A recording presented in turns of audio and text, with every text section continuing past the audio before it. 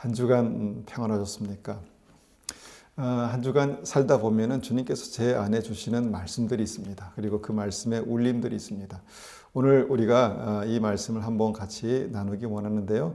오늘 함께 나눌 말씀의 제목은 구원을 확증하라입니다.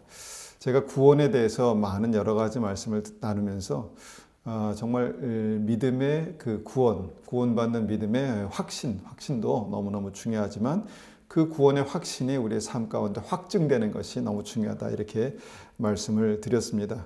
이렇게 말씀드린 이유는요, 성경을 읽다 보면 구원의 확신이 있었지만 구원받지 못한 사람들이 분명히 있기 때문입니다. 미련한 다섯 처녀, 마태복음 25장에 미련한 다섯 처녀가 바로 그런 사람들이죠. 주여 주여라고 그렇게 주님을 부릅니다. 주여 주여 문 좀 열어주십시오. 그런데 마지막 순간에는 그 문이 그들에게 열리지 않았습니다. 그리고 천국 혼인잔치에 들어가지 못했다는 것이죠. 양과 염소 비유에 염소 신자들이 있습니다. 주여, 우리가 언제 예수님을 영접하지 않았습니까? 언제 예수님을 우리가 만나고 모시지 않았습니까? 분명 그들은 주님을 모실 마음이 있었다는 것입니다. 그런데 그 믿음으로 살지 않았습니다. 또한 불법을 행하는 선지자를 말씀하시죠. 그들이 말합니다. 주여, 주의 이름으로 능력을 행하며 주님의 이름으로 사역을 했습니다. 그런데 그들은 그 믿음으로 살지 않았다는 것입니다. 무엇입니까? 구원받는 믿음이 그들에게 확증되지 않았다는 것이죠. 이것에 대해서 주님 말씀하십니다. 마태복음 7장 21절, 23절 말씀을 제가 한번 받들어 읽겠습니다. 마태복음 7장 21절에서 23절까지의 말씀입니다. 마태복음 7장 21절입니다. 나더러 주여 주여 하는 자마다 다 천국에 들어갈 것이 아니요 다만 하늘에 계신 내 아버지의 뜻대로 행하는 자라야 들어가리라. 여러분, 이 말씀을 읽고 우리가 주님 행위 구원에 대해서 말씀하십니까? 이렇게 말할 사람이 어디 있겠습니까? 그런데 주님은 아버지의 뜻대로 행하는 믿음에 대해서 믿음은 반드시 살아간다 말씀하시죠. 계속 봅니다. 그날에 많은 사람이 나더러 이르되 주여 주여 우리가 주의 이름으로 선지자 노릇하며 주의 이름으로 귀신을 쫓아내며 주의 이름으로 많은 권능을 행하지 아니하였나이까 하리니 그때 내가 그들에게 밝히 말하되 내가 너희를 도무지 알지 못하니 불법을 행하는 자들아 내게서 떠나가라. 여러분, 믿음은 그 삶과 연결되어 있다는 것입니다. 그 삶으로 믿음이 나타나지 않는다면, 그 삶으로 믿음이 순종으로 나타나지 않는다면 그것은 죽은 믿음일 가능성이 있다라는 것을 말씀하십니다. 나더러 주여 주여 하는 자마다 다 천국에 들어갈 것이 아니요. 어떤 사람은 로마서 10장 13절을 말씀하면서 주님의 이름을 부르는 자 구원받는다, 이렇게 말하죠. 그런데 이 구절을 잘못 이해한 것입니다. 부른다는 것은 입으로만 부른다는 것이 아니죠. 영과 혼과 육으로 전인격적으로 믿음으로 주님을 고백하는 것입니다. 여러분, 부름받고 사역을 했지만 구원받는 믿음이 없었다는 것은 구원받는 믿음이 얼마나 그 삶 속에 나타나고 녹아지고 확증되는가에 대한 중요성을 말씀하시는 중요한 말씀입니다. 그래서 오늘 말씀의 제목처럼 구원받는 믿음이 확증이 필요하다라는 말씀이 바로 이제 오늘 핵심 본문 고린도후서 13장 5절입니다. 고린도후서 13장 5절 한번 찾아서 읽어보겠습니다. 고린도후서 13장 5절입니다. 받들어 읽습니다. 너희가 믿음 안에 있는가? 너희 자신을 시험하고 너희 자신을 확증하라. 예수 그리스도께서 너희 안에 계신 줄을 너희가 스스로 알지 못하느냐? 그렇지 않으면 너희는 버림받은 자니라. 여러분, 너희가 믿음 안에 있는가? 우리가 믿음 안에 있는가? 너희 자신을 어떻게 하랍니까? 시험하고 확증하랍니다. 테스트해보고 우리 안에 믿음이 있구나, 우리 안에 생명이 있구나, 이것을 확증하라는 것입니다. 이것을 증명하라는 것입니다. 스스로 증명하라는 것이죠. 만약 예수님께서 우리 안에 계신 줄을 너희가 스스로 알지 못하면 우리는 믿음에서 구원받은 사람이 아니라는 것입니다. 예수 그리스도께서 우리 안에 계신 것을 어떻게 합니까? 우리 스스로 알 수 있다는 것입니다. 우리가 알 수 있다는 것입니다. 그것이 믿음입니다. 그런데 그렇지 않으면 너희는 버림받은 자니라. 이 말씀에 우리가 주의를 요할 필요가 있는데요. 현재 상태가 아직도 믿음과 상관없는, 구원과 상관없는 죽은 믿음의 상태다라는 것을, 이 상태를 말씀하는 것이죠. 베드로후서 1장 10절에도 말씀하십니다. 베드로후서 1장 10절 제가 받들어 읽습니다. 그러므로 형제들아 너희 부르심과 택하심을 더욱 견고하게 하라. 너희가 이것을 행한즉 언제든지 실족하지 아니하리라. 주님께서 그 천국 혼인잔치에 많은 사람을 초청하고 뭐라고 말씀하십니까? 청함을 받은 사람이 많지만 택함을 받은 사람이 적다 이렇게 말씀하시죠. 베드로 후서에도 그 말씀하십니다. 부르심과 택하심을 더욱 견고히 하라. 무엇입니까? 어떤 말씀입니까? 주님께서 우리를 부르셨습니다. 그래서 그 부르신 은혜를 삶을 통해서 견고하게 하라는 것입니다. 주님께서 우리를 택하셨습니다. 그래서 그 택하신 그 믿음, 그 은혜를 우리의 삶을 통해서 더욱 견고하게 하라는 것입니다. 여러분 굳건하게 하라는 것이죠. 어떻게 이 말씀을 우리가 이해하면 될까요? 믿음을 확증하며 살라는 것입니다. 믿음을 다시 한번 우리 안에 계신 예수님을 날마다 확증하며 그분과 깊은 사귐 가운데 정말 그분 예수님께서 우리 안에 역사하심을 확증하며 살라라는 것입니다. 여러분 이것이 왜 중요합니까? 구원받지 못한 믿음이 있다는 것입니다. 미련한 다섯 처녀처럼, 염소 신자들처럼, 불법을 행하던 사역자처럼 여러분 믿음을 가지고 지옥 가는 사람들이 있다는 것입니다. 안타까운 일이죠. 그런데 분명히 우리가 이 말씀을 통해서 기억해야 되는 것은요. 무엇입니까? 우리가 그럴 수 있다라는 가능성을 여러분 열어두어야 합니다. 그래서 날마다 두렵고 떨림으로 너희 구원을 이루라 말씀하신 이 말씀을 다시 한번 기억하게 되는 것이죠. 여러분 성경은요. 이 지옥이 얼마나 두려운 곳인가에 대해서 말씀하시죠. 그런데 여러분 이 말씀을 읽어도 잘 그 두려움이 확 와닿지 않습니다. 여러분 이 말씀을 나누면서 이 말씀을 읽으면서 또한 우리 안에 정말 지옥에 대한 그 두려움, 지옥 가는 것이 얼마나 두려운 것인가에 대한 정말 지옥에 우리를 던져 넣으실 권세가 있는 하나님을 두려워라 말씀하시죠.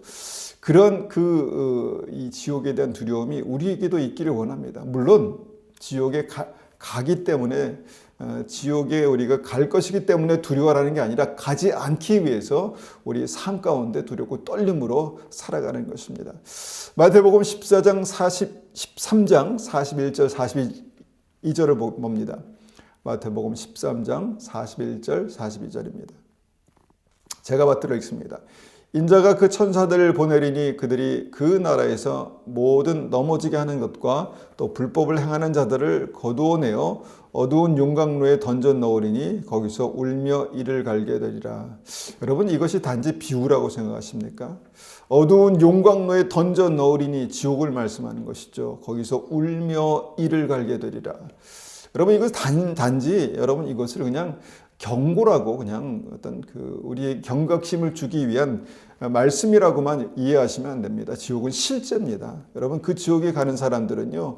거기서 분명히 이를 갈게 될 것입니다. 이를 갈며 울며 불며 그렇게 될 것입니다. 왜요?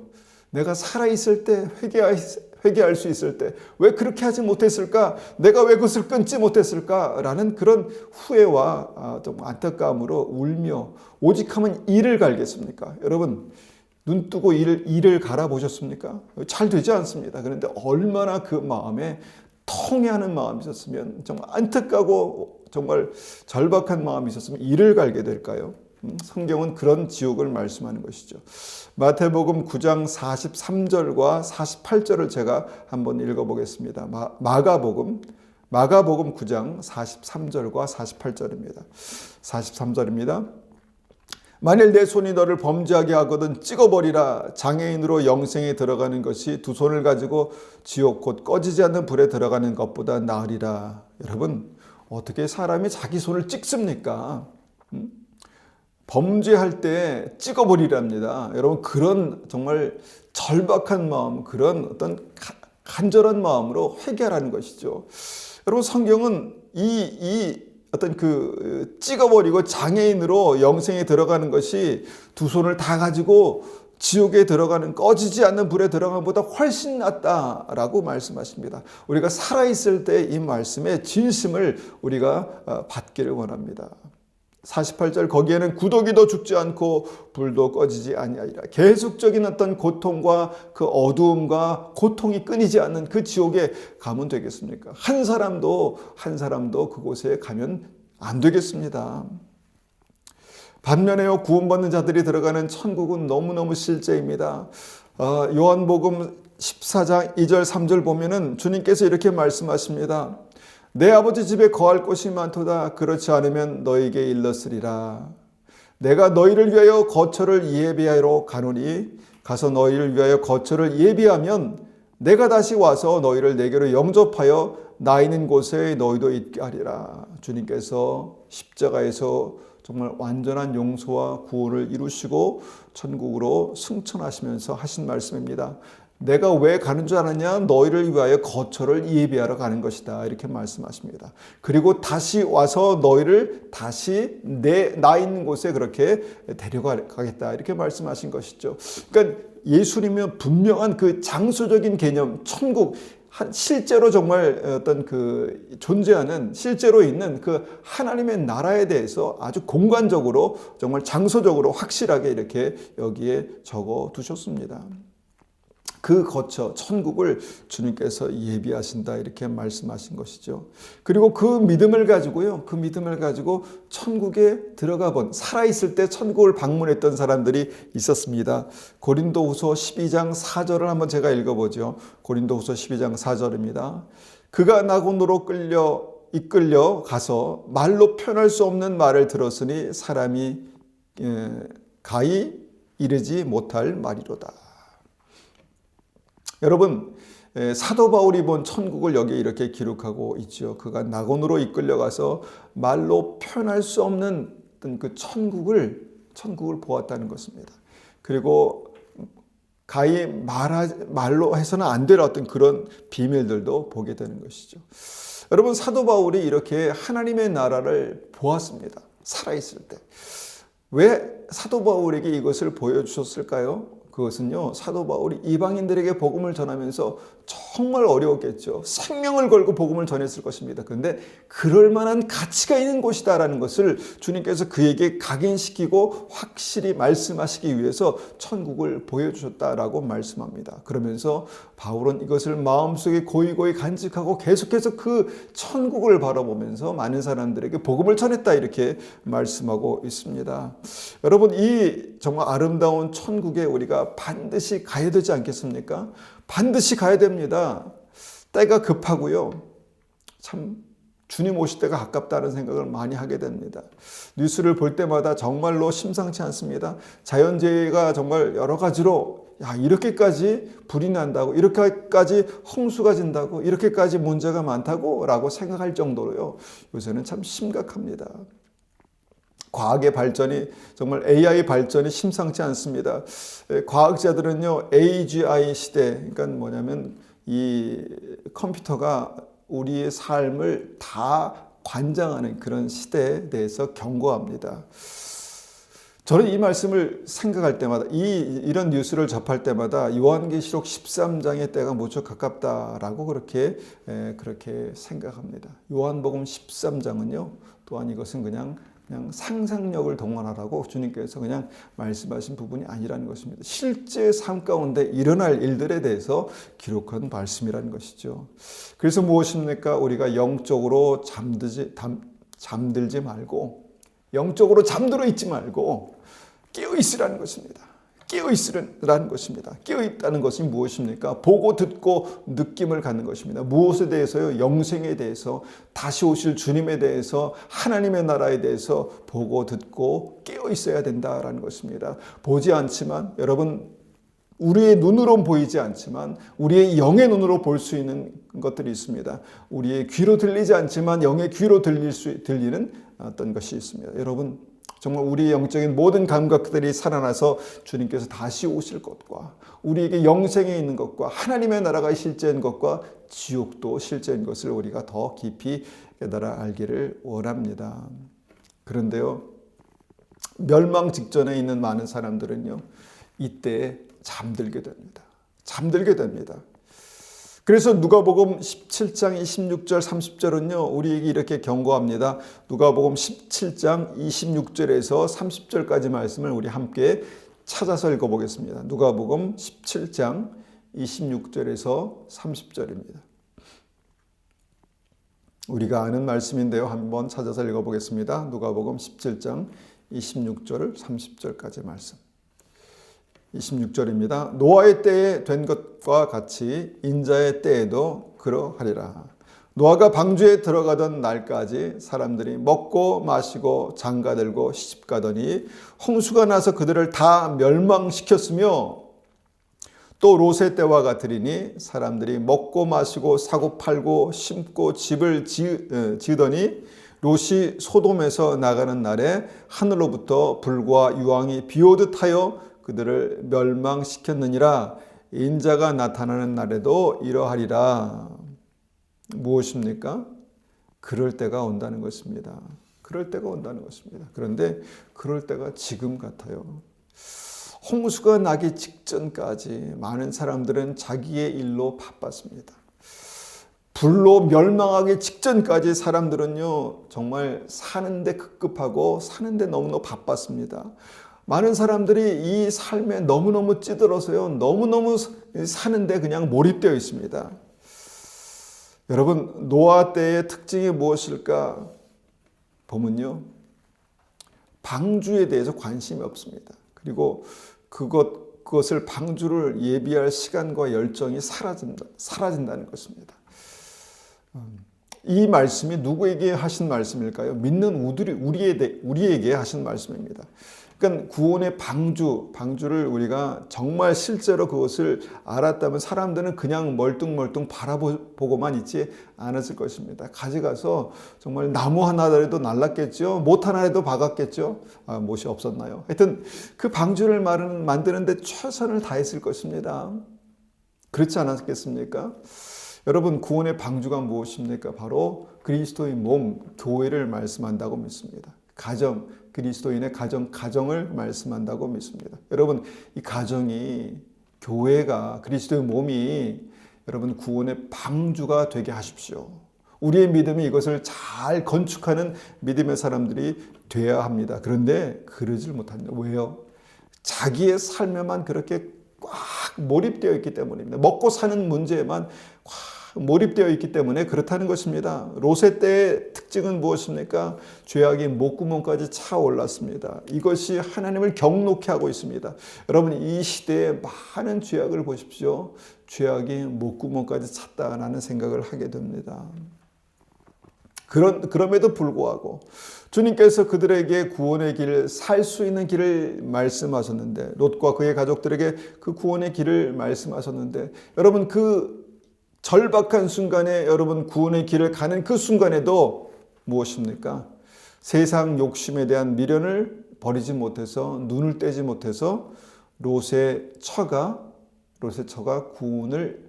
구원의 길에서 실패했습니다. 생명의 길에서 실패했다는 것이죠. 그래서 롯의 때에 일어난 이 사건을 기억하라는 것입니다. 여러분 이 말씀이 우리의 삶을 정말 흔들어 깨우기를 간절히 축원합니다.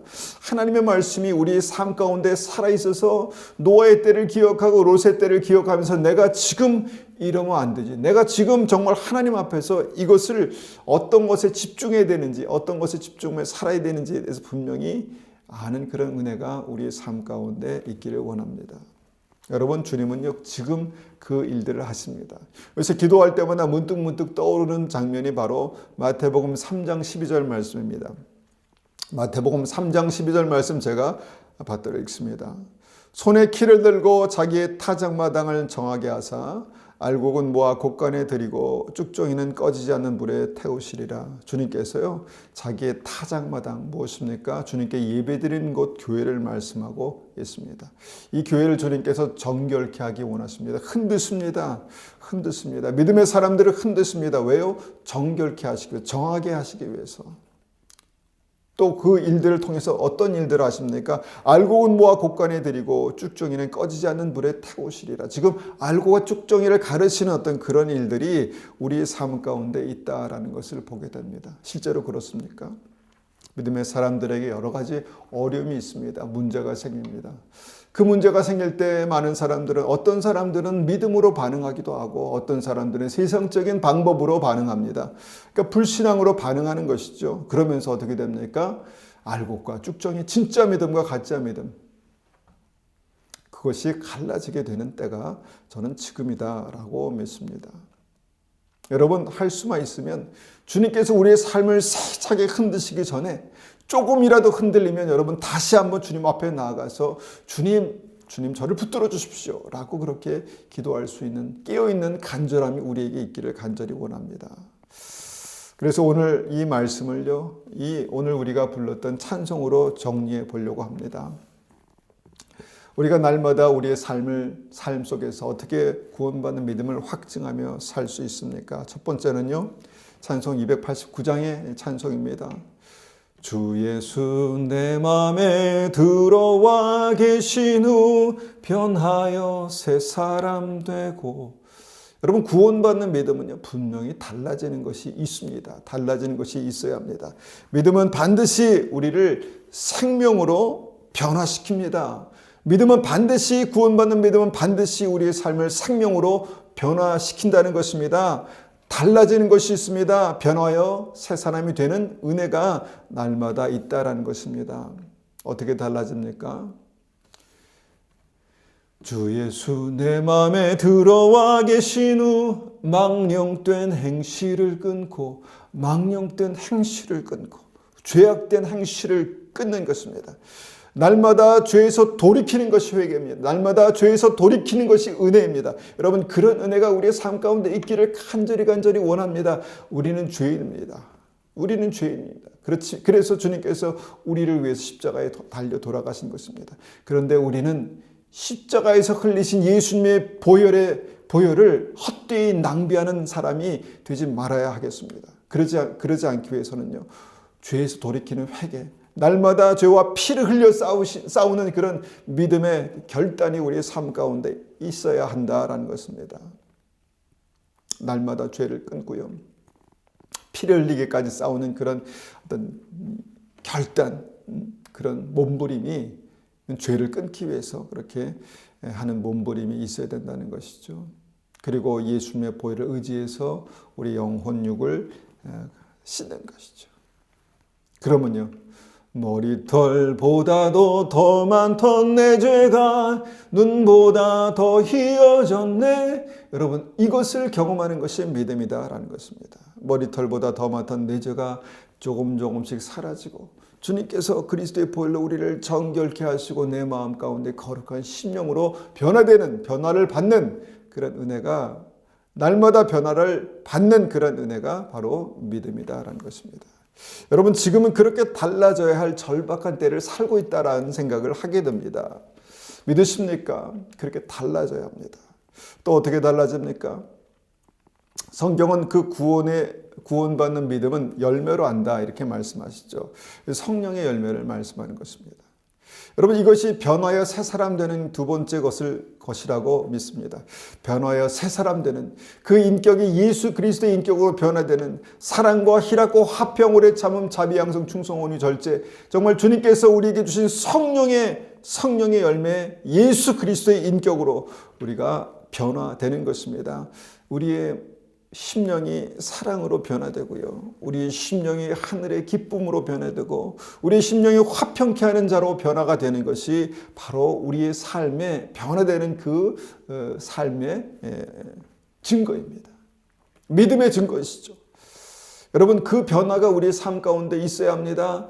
내가 나를 말씀으로 진단해 볼 때 나는 성령의 열매로 변화되는 사람인가? 한 번으로 끝나는 것이 아닙니다. 여러분, 그 변화가 쉽습니까? 쉽지 않습니다. 날마다 우리를 쳐서 복종시키고 회개하고, 날마다 주의 말씀이 내 안에 역사하고 주님의 성령의 기름 부으심이 내 안에 역사할 때 우리는 반드시 변화되는 것입니다. 변화될 것입니다. 변화돼야 합니다. 그러므로 우리가 믿음으로 준비되는 것입니다. 세 번째, 또 어떻게 달라집니까?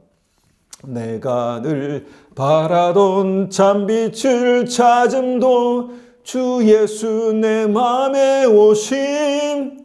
여러분, 내 안에 참빛을 경험하는 것입니다. 생명의 빛을 경험하는 것입니다. 생명의 빛이 내 안에 있어야 합니다. 생명의 빛이 내 안에 있어야 합니다. 예수님을 따르는 자들에게 생명의 빛을 주시겠다고 말씀하셨습니다. 생명의 빛을 바라는 믿음으로 변화되어야 합니다. 내 안에 있는 생명의 빛이 내 안에만 있는 것이 아니라 그 빛이 내 삶의 바깥으로 비추게 되는 것입니다. 여러분, 그것을 믿음이다라고 주님은 말씀하십니다. 여러분, 생명의 빛이 내 안에 어떤 빛을 낼 수 있을까요? 어떤 빛으로 바라게 될까요? 그것이 바로 또 성령의 열매로 확인할 수 있는 것이죠. 여러분, 성령의 열매, 사랑이 생명의 빛을 바라면 어떻게 될까요? 여러분, 생명의 빛을 바라는 사랑은 무엇일까요? 생명의 빛을 바라는 기쁨은 무엇일까요? 생명의 빛을 바라는 그 화평은 무엇일까요? 여러분, 이것이 생명의 빛이라는 것입니다. 여러분, 우리 안에 이 성령의 열매 우리 안에만 있지 않습니다. 주님께서 그곳에 생명의 빛을 바라시면 여러분, 정말 태양빛이 7색깔 무지개로 그렇게 환하게 비추는 순간들이 있지 않습니까? 여러분, 태양빛이 아무 색깔 없는 것 같지만 어떤 물체를 만나면, 유리나 어떤 보석을 만나면 찬란하게 빛나지 않습니까? 여러분, 그런 빛이 있다는 것입니다. 주님의 생명의 빛이 우리의 성령의 열매에 비추면 여러분, 우리의 삶 가운데 하나님의 사랑이 나타나고 하나님의 기쁨, 천국의 기쁨이 나타나고 주님께서 우리에게 주신 그 화평케 하시는 놀라운 천국의 은혜가 우리의 삶 가운데 나타나게 된다는 것입니다. 이렇게 변화되어야 한다는 것입니다. 내 안에 계신 예수님의 생명의 빛이십니다. 7색깔 무지개처럼 환하게 성령의 빛을 발하시는 하나님의 능력이 우리의 삶 가운데 나타나는 것이 믿음입니다. 여러분, 그렇지 못하기 때문에 날마다 우리가 쳐서 복종시키며 주님께서 우리를 변화시키시도록, 내 안에 예수님께서 사시도록 그렇게 날마다 초청하고 순종하고 믿음으로 사는 것입니다. 여러분, 그 은혜가 우리의 삶 가운데 날마다 나타나시고 날마다 회복되시는 그런 은혜가 있기를 간절히 축원합니다. 우리가 이 말씀을 가지고 함께 기도하겠습니다. 아버지 하나님, 주님, 우리가 예수 그리스도께서 내 안에 계신 것을 어떻게 확증합니까? 주님께서 우리 안에 구주가 되심으로, 그 보증으로 성령을 주시고 말씀과 성령의 역사로 말미암아 내 안에 성령의 열매로 변화되는 성령의 열매가 맺히게 되고, 성령의 열매가 주님의 인격으로 나타나게 되고, 그 주님의 인격이 우리의 삶 가운데 생명의 빛을 받아서 정말 생명의 빛을 발하는 그런 은혜로 나타나기를 간절히 원합니다. 주님, 때가 급한데 주님 오시는 어떤 발자국 소리를 우리가 듣는 시대를 살고 있는데, 주님, 우리가 이 믿음 이대로 정말 삶의 바쁜 삶, 분주한 삶에 젖어서 정말 이대로 그냥 방치되면 되겠습니까? 주님, 우리를 깨워주십시오. 날마다 우리가 성실하게 믿음으로 하루하루를 살아가지만 정말 중요한 그 순간순간마다 예수님을 부르고 예수님을 붙들고 주님의 옷자락을 만지며 우리가 주님께서 원하시는 온전한 믿음으로 그렇게 변화되기를 간절히 원합니다. 주님, 우리를 깨우시옵소서. 주님, 우리를 통해서 생명의 빛을 발하는 그런 믿음이 될 수 있도록 은혜 베풀어 주시옵소서. 주님, 감사합니다. 지금은 우리 주 예수 그리스도의 은혜와 하나님 아버지의 극진하신 사랑하심과 성령님의 충만하심과 인도하심이 오늘도 이 말씀을 가지고 주님 앞에서 그 구원받는 믿음을 확증하고 예수님께서 내 안에 계신 것을 확증하는 온전한 믿음이 되기를 원하는 우리 성도님들 머리 위에, 가정 위에, 교회 위에 지금부터 영원토록 함께 하시기를 축원하옵나이다. 아멘.